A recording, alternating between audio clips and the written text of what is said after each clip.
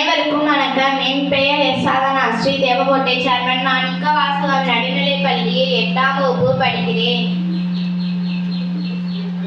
Sir பேர் திரு பெரியார் அப்படின்னு சொல்லியிருந்தாங்க. மேம் பேர் திருமதி கலா அப்படின்னு சொல்லியிருந்தாங்க.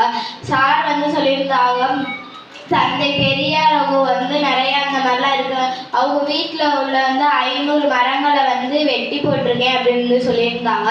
அதுக்கப்புறம் இந்த ஸ்கூல் பக்கத்தில், அப்புறம் காலேஜ் பக்கத்தில் இந்த மாதிரிலாம் உள்ள கடையில் நிறையா இந்த மாதிரி போதை பொருள் இந்த மாதிரிலாம் நிறையா விற்கிறாங்க. அதெல்லாம் நம்ம வாங்கி சாப்பிடக்கூடாது அப்படின்னு சொல்லியிருந்தாங்க.